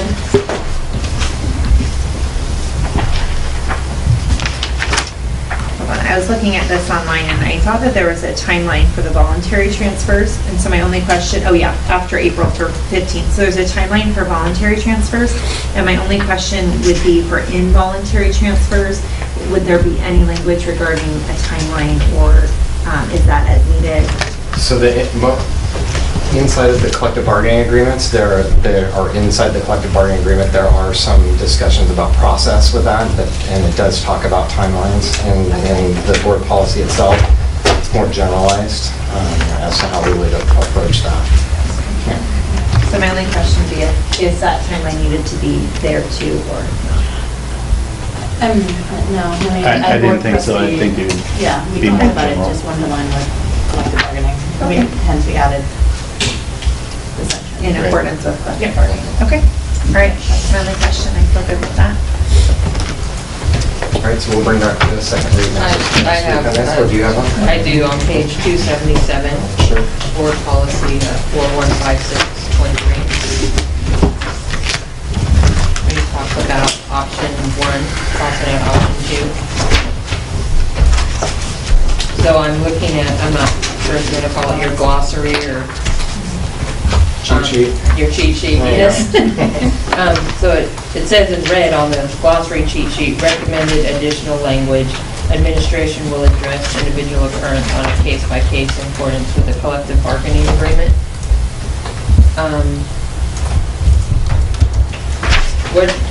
What does the collective bargaining agreement say? So the collective bargaining agreement, I would need to pull it out to be specific. But Not word for word, but. yeah, but it talks about reimbursing specifically for up to, I think it's up to $500 in these Because instances. the first part says the governing board does not authorize. Right, so it's the same change we made earlier, and I think that the first time when we had gone over for the classified staff, we had spoken to council, and it means that we don't authorize, it's more at the local level, Yeah. at the administrative The site school site level. That we personally don't go through every single request for reimbursement.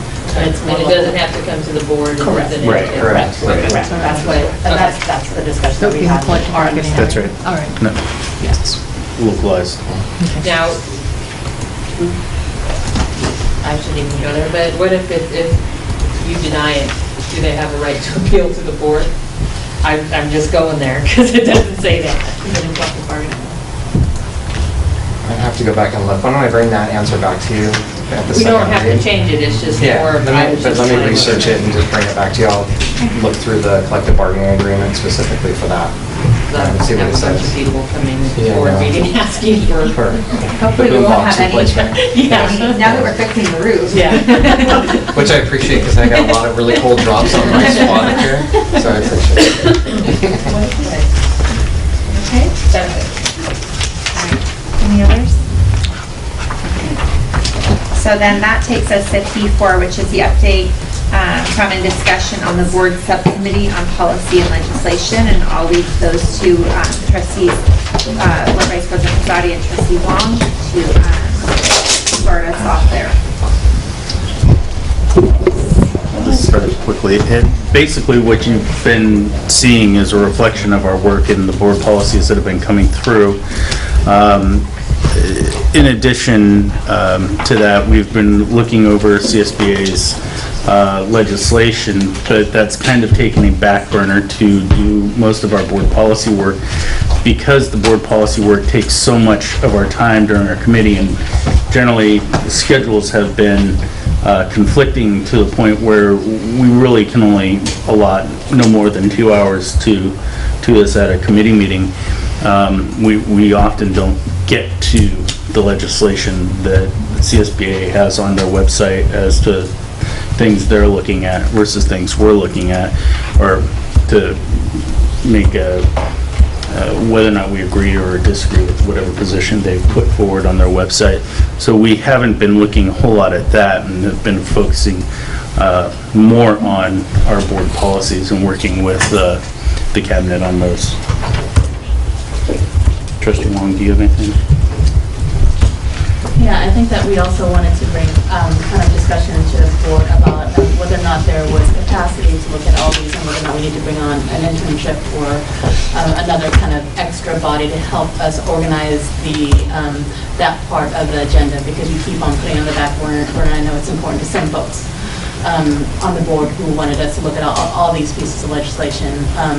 And so I know that we don't get there, so the question then becomes, does this subcommittee, would the subcommittee benefit from more resources that aren't necessarily a strain on the district budget per se, but perhaps somebody who could help us just organize all of this? Because I don't know, I mean, I know that it's a strain on Superintendent Luna's time, and she has a lot of things going on, so the question is whether or not this subcommittee could use some more support around that if we want to prioritize legislation, because we're just not getting to it. I mean, I don't know if you agree or disagree, but that we're just not getting to it. Yeah, I mean, I wouldn't have an objection to bring us an intern. I think it would be a beneficial opportunity. However, I think there definitely needs to be parameters put in place, you know, and especially I'd like to give preference to either, you know, graduates of River City High School, or, you know, kids that are, you know, going to the local community college here in Westacre, you know, or, you know, just somebody that, you know, has some kind of tie to our community. So that's kind of one of my parameters that I would like to keep as an opportunity. I guess I've been operating on the assumption that the legislation is important. I mean, it's important to a couple people. I don't know if it's, again, we're not getting to it, so the question then becomes whether or not, how we're going to resource it to address it more efficiently. I don't know if others have opinions about it. I have comments because, as you all know, when we created this subcommittee, I wanted parameters, and I honestly don't recall getting exactly, you know, what the subcommittee was going to work on. Excuse me. I do have concern with the amount of time that staff is taking on a subcommittee, as well as our attorney being there, and it's board work. You know, I thank Ashley very much, because she is doing a lot of board work, and I think sometimes some of the board, she's not our secretary. And so to bring in an intern,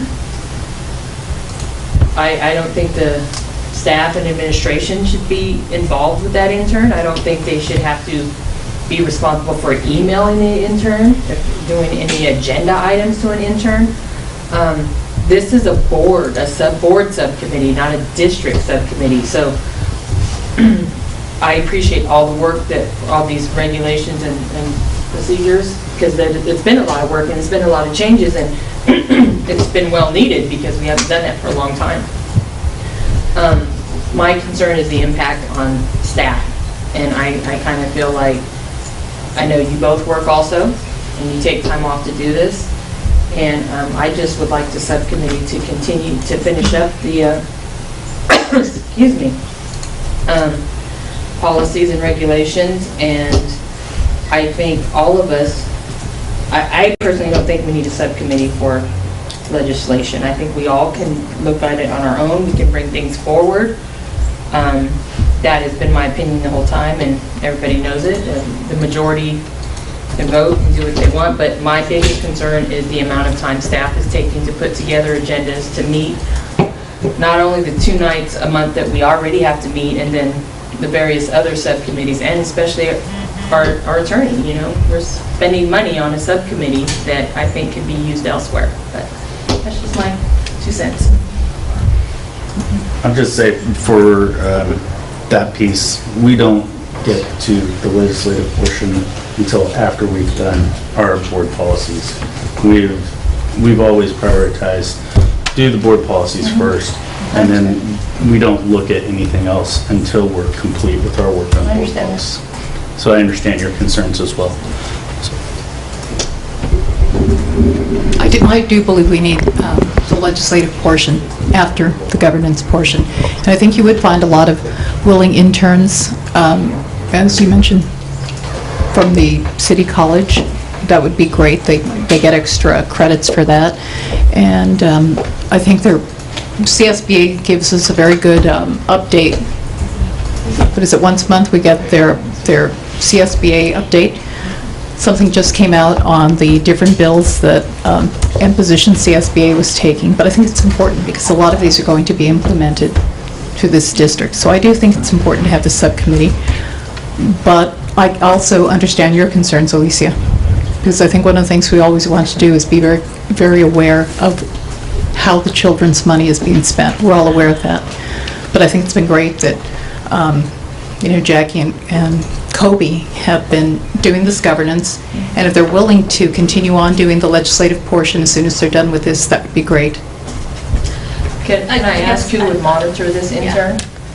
It would be, I guess it would be incumbent upon the the 2 board members. It would be a subcommittee supervision, but I'm actually really literally asking for direction whether or not legislative pieces. I mean, it's just a burden, to be honest with you. And for me, their answer was okay, because there's so much board business that staff need to take care of in our district. Then it becomes like, if it's a priority for this board to review legislation, then I don't want to pull on other resources. Then an intern will be more appropriate for that, and then we would supervise. But I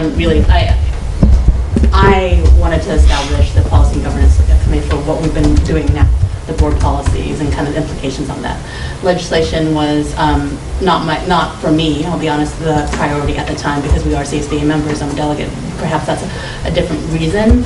And so again, wanting discussion at the board in terms of y'all vision about how do we address legislation and all that.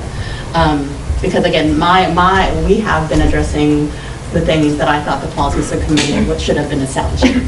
But I know that there is, we have a robust subcommittee that includes legislation, we just never get there. So asking for real direction from my board colleagues about this from your lens. If I could just jump in very quickly. First of all, an intern would need to be paid, obviously. Obviously not as much as you would pay the lawyer.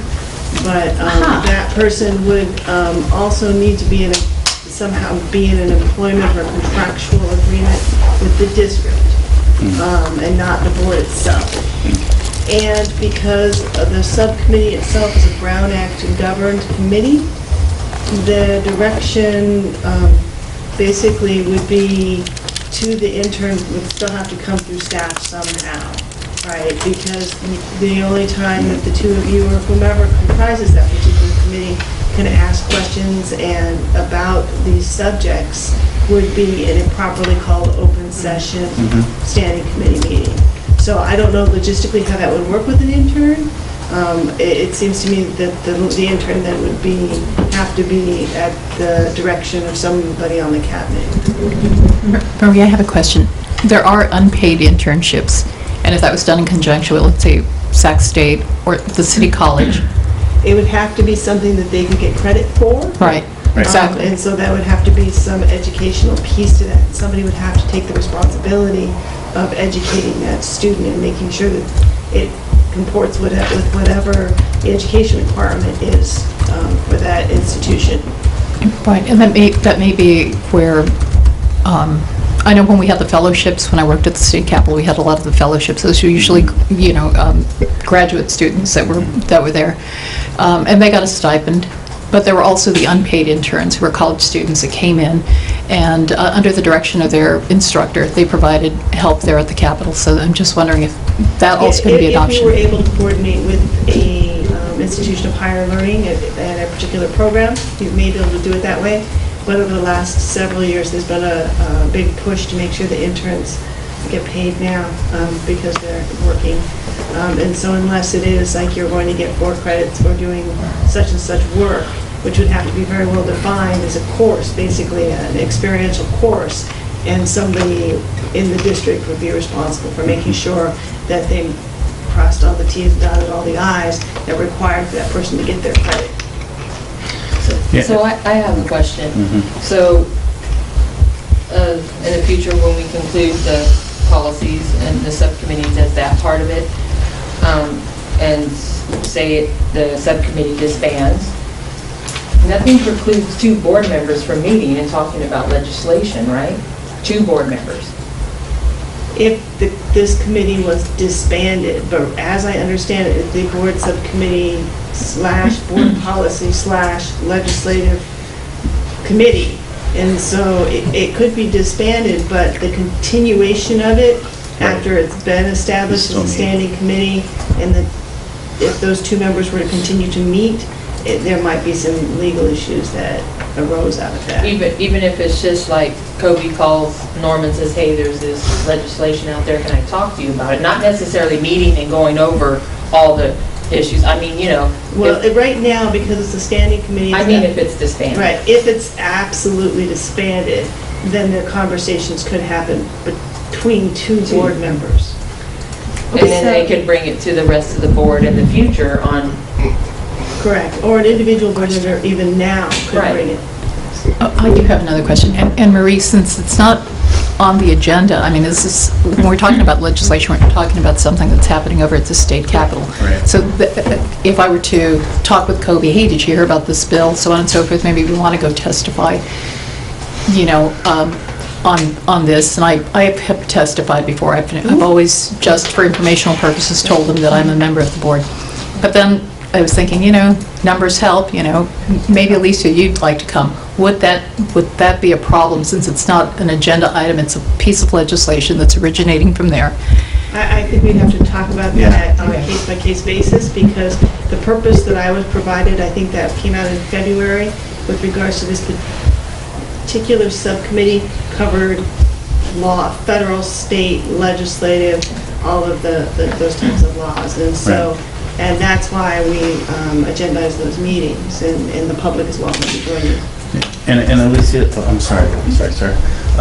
One of the things, when we did get to some of the legislation, I mean, granted, CSBA's list is extensive. Like, there's hundreds of bills on there. I don't think it needs to be as exhaustive as they are going through, but there have been a number of times where both Trustee Wong and I have disagreed with CSBA's position pretty strongly, and we couldn't understand why they were taking this position. So, I mean, I think it is important for us to have an idea of what's coming down the pipe legislatively, as these things will be become law in many cases, and what the repercussions of that could be. So the question is, do we need a subcommittee to do that? I mean, individual board members can do that. That's what I'm saying. Yes, instead you of trying to meet. You certainly can, but I guess the question is, as individual board members, how many of you all will take the time to look at the legislation when it actually comes to me and Jackie in a system? Like, we all have, legislative tracking systems that we use to, look at for analysis. When you bring it to the board and open, Yeah. I mean, Norma does it all the time. She brings us stuff. Yeah, you certainly can, but I mean, not everybody, not everybody's going to have the time to do that. And it's nice to have the committee take a look at some bills and say, hey, here are some things that we think are appropriate for the board to take a look at and have a discussion on. And it's all that. That's all that it is. It's saying, hey, this is a suggestion the committee has.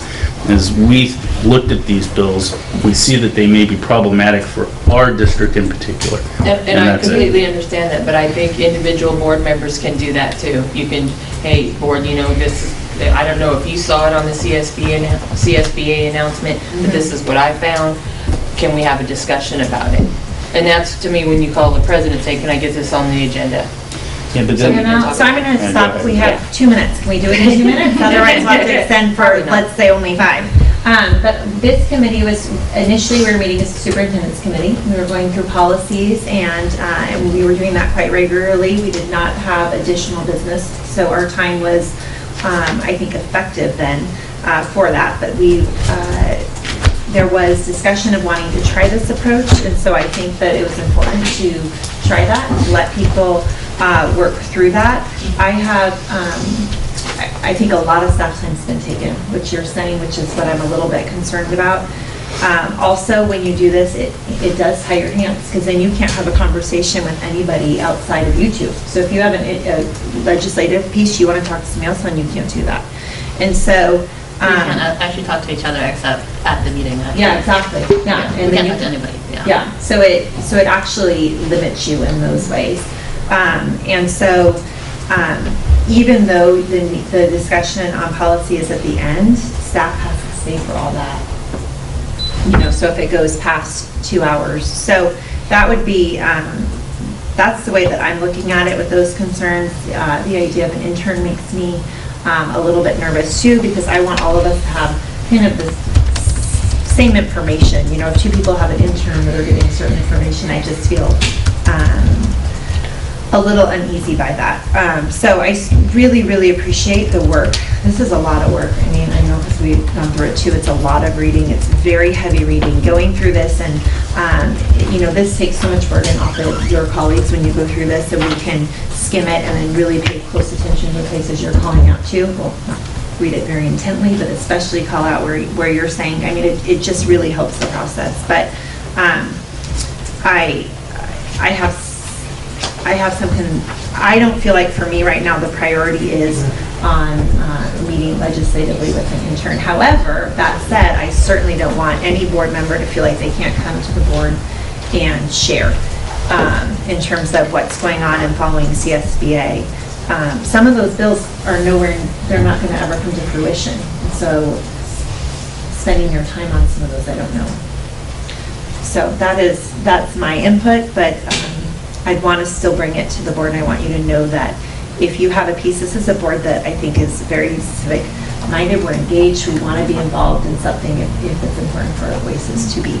So I don't want you to feel limited in terms of that piece and coming before us. So is it my understanding that we're still continuing to do legislation and look at legislation, considering this was not an action taken? There's no, I don't know how. You're right, this was an update and just discussion, because I think the question was an intern. And so coming forward with an intern was a discussion, so you had some direction on where to go in terms of a process with getting an intern. And so what I hear is that, if I'm hearing the majority of board legislation isn't important, so therefore the resources needed to support. But it's not important. Well, it's not, I'm sorry, it's not as high of a priority as other business. Or in a different format. Yes, and so in a different format. And I also heard clearly that folks can go and testify for identification, but all I request is if that happens, is that the qualifier happens that you don't represent the board, that it's for identification only, and that you don't represent all the the entire board of district. Yes, that. I mean, I'm not sure if that's always said when you guys do that. I'm going to assume that it does, but I just want to be clear that that qualifier would be appreciated. Right. I testified many. To go past 10, but hopefully only for. Real quick motion. Yeah, just want to clarify. Okay, all those in favor? Aye. Aye. All those against? So just clarify real quick, Jackie, whenever I've testified, I've been very careful to say that, for identification purposes, I am a trustee but I never ever would assume to, speak for the board. Yeah, I appreciate it. And it's a courtesy, I think, coming to the board, which you have absolutely done, you've both done. Coming to the board, you certainly don't have to. And coming as a courtesy to share with us if you have testified, I appreciate it. Okay, and with that being said, then I would also like to resign from the committee. My policy background is in legislation, so that was one of my things that I wanted to look at. Trustee Wong is more into policy. That's one of the things that she wanted to look at. So it'd probably be better served to put two people on there who's more focused on educational policy. So we'll revisit at our next meeting in terms of what that looks like. And thank you for the work that you've done. Thank you for all of that. Thank you very much. Okay, so we have future agenda items are listed. Are there any other agenda items? Just real quick, do you want this on the next board meeting? For discussion. Well, the next. Do I need to accept the resignation right now publicly? No, I mean, there's no action. No. So. Next board meeting would be Thursday. Yeah, okay. Sure.